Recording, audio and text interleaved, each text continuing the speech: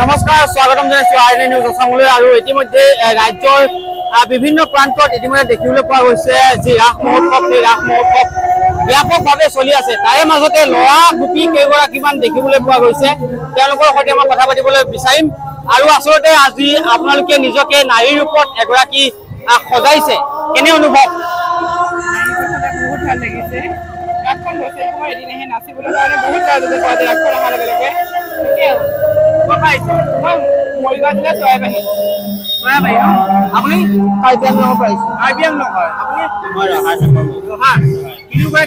বন্ধু নেকি? বন্ধু ন? আজি নিজকে নাৰীৰ ৰূপত আপোনালোকে পাইছে, নাৰী হিচাপে আপোনালোকে প্ৰকাশ কৰিছে ৰাইজক, কেনেকুৱা নিশ্চয় আপোনালোকে যদি চাই আপুনি ধৰিব নোৱাৰিব যে তেওঁলোক একোজন যুৱক বুলি আপোনালোকে ধৰিব নোৱাৰিব। তেওঁলোক খাইলাখ যেন একোগৰাকী নাৰী তেনে ৰূপত প্ৰকাশ পাইছে। সঁচাকৈ আপোনালোকক প্ৰশংসা।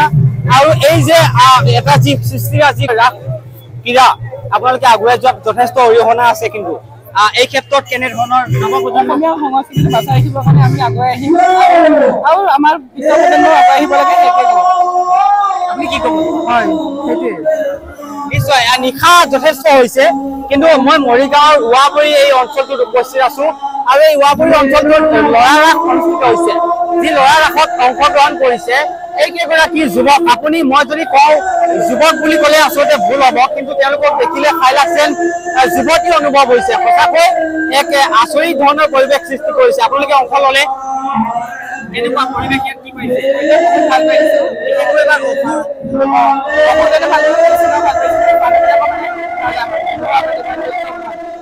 বহুতখিনি মানে পৰিমাণৰ সংস্কৃতি বচাই ৰাখিছে। ভাল লাগিছে। আপোনাক সঁচাকৈ কিন্তু মানে নাৰী হিচাপে কিন্তু দেখা পোৱা যায়। কি ক'ব মানে কেনেকে সজাইছে? কৰিবলগীয়া হয়, বহুত কষ্ট কৰিব লাগে। মেকআপ অকমান বহুতখিনি খৰচ যায়। মেকআপ কৰোঁতে কিমান টাইম লাগিছে? মেকআপ কৰোঁতে কমে এঘণ্টা 1.5 ঘণ্টা লাগে।